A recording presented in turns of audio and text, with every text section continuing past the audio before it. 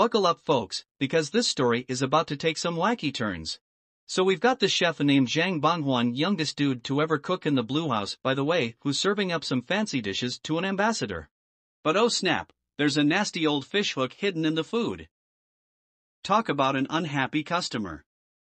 So the cops show up to investigate this fishy business, and our man Banghuan makes a break for it, making his great escape off the balcony. He accidentally falls from the balcony to the swimming pool.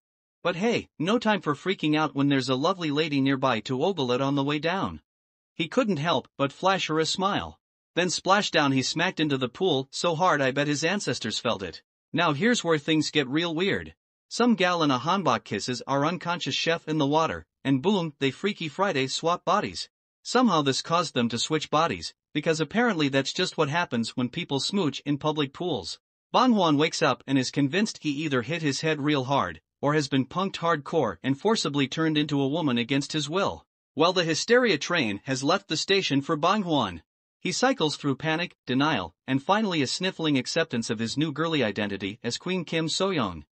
But then he finds out the ticket back to his hunky male bod is at the bottom of the lake. The queen drowned herself. So Banghuan treks it to the lake, ready to take a magic dip back home, but ends up just getting caked in mud. Turns out Queen Dowager lost her marbles about draining those lakes to avoid any more tragic bath time incidents. In the midst of this bod swap hullabaloo, the queen meets her future hubby King Cheoljong, the handsomest simpleton you ever saw, but denser than a brick. But he does have good taste in spicy reading material. Banghuan demands he fill up that lake again, but the king can't override Queen Dowager's orders, useless as a bucket with no bottom. And if all this wasn't wacky enough, everyone just thinks the queen has a severe case of amnesia. Eventually Banghuan accepts his fate and agrees to marry the dimwit king. Our homegirler, homeboy Bang prepares to wed, and he is stuffed into so many layers of heavy silk brocade hanbok he can barely breathe. Discreetly, he removes his constricting chest wrap, becoming the first queen in history to free the nip on her wedding day. You go, girl. But as the wedding feast ended, a horrified Banghuan recalls that the wedding night would require getting busy with Cheoljong. He ain't about to let that royal sausage anywhere near his chamber pot though. Hard pass. Bang panics, pouring alcohol to Cheoljong in hopes of knocking him out cold for the night. Fortunately for him, Cheoljong does nothing and goes to sleep. Banghuan still isn't convinced the king would keep his royal hands to himself, so he ties his garments in a tight knot before passing out beside Cheoljong. The next morning, Banghuan awakes to find Cheoljong already gone and the knot suspiciously untied. Wait, did they actually consummate this marriage and Banghuan just blacked out for all of it? Bang spots the royal concubine, Wajin, and decides to approach her. Bang proposes that they let bygones be bygones and start fresh as new besties. However, a skeptical Wajin simply flashed an artificial smile in return, suspecting that the queen's sudden sweet demeanor must be a trap laying in wait. Just then, King Cheoljong enters the scene and locked eyes with Wajin. They lock eyes and begin making rather suggestive hard eyes at one another. Bang becomes jealous and leaves in a huff. When he leaves, the king pulls out a flower and hands it to Wajin. Banghuan struggles to recall the increasingly hazy events of his wedding night with King Cheoljong, and he confronts his royal majesty. But Cheoljong vaguely says that they had a good time.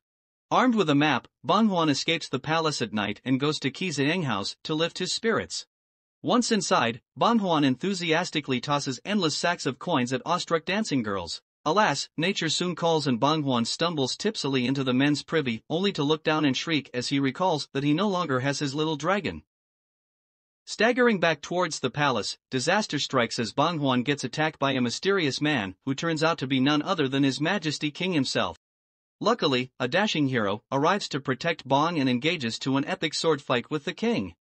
The guy that saves Bang turns out to be Kim Byeonin, cousin of Soyoung. A revealing flashback shows Soyoung being consoled by Byeonin. His comfort turns sexual as he confesses his love, steals a passionate kiss. In the present, a paranoid Cheoljong is obsessed with discovering how much Soyoung knows. He forces her to drink ceremonial tea, triggering Soyoung's memory of seeing her attacker hiding behind a veil, realizing it was Cheoljong himself.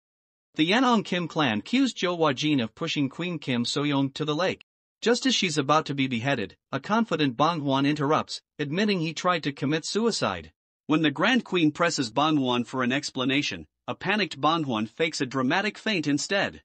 Our hapless hero Bang Huan later becomes overjoyed to see the skies open up and drench the palace grounds. He knows the deluge would refill the palace lake, which he hopes would be his ticket back to the modern world he calls home. Bang starts to twerk to Blackpink's DDU DDU DDU. King Cheoljong happens upon the peculiar scene, believing that his queen was prancing gracefully to some enchanting and elegant melody in her head. The next day, a determined Bang Huan dives headfirst into the refilled lake, intent on traveling back to the future. Meanwhile, King Cheoljong suddenly realizes why his queen was so eager to dance in the rain and deduces her intentions. Believing his queen in danger, the king rushes to the lake, plunges in after her, pulling her back to the surface. He furiously asks the queen why she wants to end her life so badly. Lady Choi escorts a shivering Bang Huan back to the palace. Meanwhile, in modern times, Bang Huan's comatose body flatlines, sending our Joseon queen also collapsing. As doctors frantically resuscitate Bang Huan's corpse-like form, his soul reawakens back in his rightful body. Back in Joseon, King Cheoljong sprints over to his wife, shrieking in anguish like a distressed housewife from a telenovela. Though conscious, Bang is fully paralyzed in a vegetative hellscape.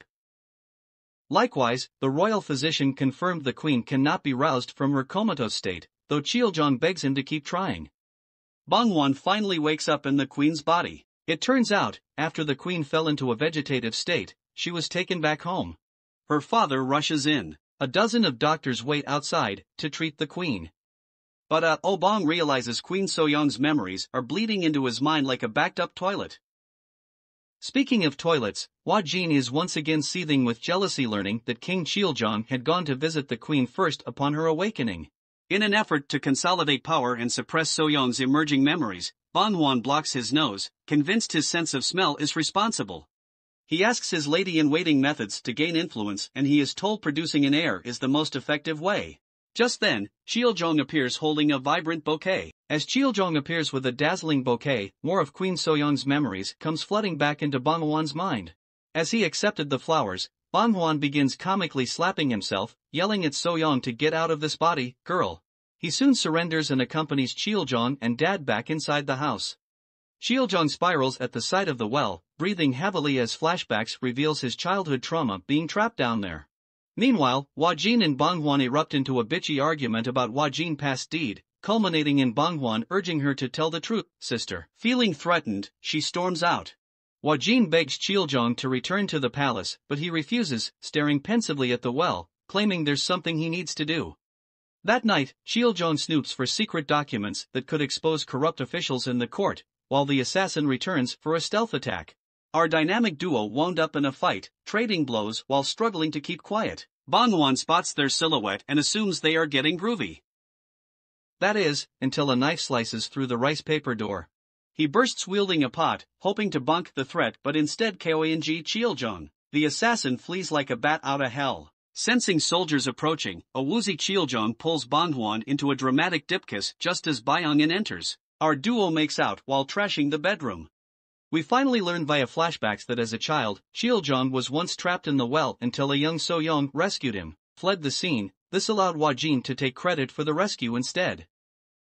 In the present, Cheoljong goes searching for the secret ledger in the well but starts spiraling into panic and cries out for Hua Jin. But instead, it is Soyoung who comes to his rescue this time. She brings a terrified Cheoljong back to her chambers and soothes him. Meanwhile, Hua Jin decides to come clean. But when she goes to meet Cheoljong at the palace, she learns he is still with Soyoung. Days later, Bang Huan meets Cheoljong and asks what this type is for royal concubines, offering to help pick them out. Watching jealousy from afar is Hua Jin, who ultimately couldn't go through with meeting Cheoljong and skulks away. Cheoljong later receives a letter from Hua Jin asking to meet but decides against reading it, especially with prying eyes lurking about. Stood up, a dejected Hua Jin returns home alone. Cheoljong finally meets Hua Jin to explain himself, but she tearfully asks if he had fallen for the queen. Later that night, Bang Huan has a steamy dream about Cheoljong. He then meets his new potential concubines. Feeling restless, Bang Huan later tries to secretly message his new squad, but the notes get intercepted by the palace guard and delivered to a Cheoljong instead. Soon after, an assassination attempt leaves Cheoljong bloodied and injured after getting blown sky high. Bang Huan tries to comfort him but gets held back by guards. Rude. The next day, Bang Huan day drinks in the kitchen with court lady Choi. The squad gets wasted and Bang stumbles back to the chambers at last call. That That night, a tipsy Bang-won caresses his lady-in-waiting Hong-yeon. He pulls her into bed and made some bad decisions. Wait a minute, that's not Hong-yeon at all, it's King Cheoljong. Bang awkwardly avoids His Majesty all day. His Majesty then professes his undying love, but Bang-won friendzones him hard, because he's not the real Queen So-young. Byung-in confesses his love, but Bang-won turns him down. Later, Hwa-jin confesses to Cheoljong that she wasn't the one that saved him and gives him So-young's book. Cheoljong returns the treasured book to its rightful owner. He apologizes to the queen for taking so long to recognize his savior from the past. Cheoljong leans in to kiss So-young, who suddenly feels queasy. The physician announces that So-young has a royal bun in the oven. Cheoljong is over the moon. Bang-hwan? Not so much. He kicks everyone out and proceeds to scream at the heavens in horror. Bang-hwan immediately sets to work with parental training. Rumor spreads the pregnancy is fake, so Cheoljong and Bang-hwan make a big show of affection to quell the doubts. Tensions escalate between Cheoljong and Byung-in until they have an ugly confrontation that turns physical. Cheoljong gets his butt handed to him and fakes his death by flinging himself off a cliff rather than admit defeat. A distraught So-young realizes his death is a ruse and goes on a quest with her gal pals to find her man. In the dark woods, they get cornered by a murderous Byung-in. Lady Choi and Hong-yeon stage brave distractions, but it's no use. He grabs So-young by the throat and demands to know who she really is. But he suddenly has a change of heart and switches back to protecting her instead. Byung-in then goes full action hero, protecting So-young till his last breath. Reunited with Cheoljong and the girls, So-young honors Byung-in's sacrifice. The next day, So-young and Cheoljong storm the palace to reclaim the throne but get shot by an assassin. As the couple bleeds out reaching for each other, So-young has flashes of being Bang-hwan in his hospital bed. She screams that she can't go back yet and needs to make sure Cheoljong survives. Suddenly Bang is sucked into his original body. Bang-hwan jumps out of bed and escapes through the window, making a beeline for the bookstore to learn about Cheoljong's fate. Turns out the couple secretly wore bulletproof vests and survived. They took down the baddies, brought democracy, defeated corruption, and generally kicked butt as Joseon Dynasty's power couple.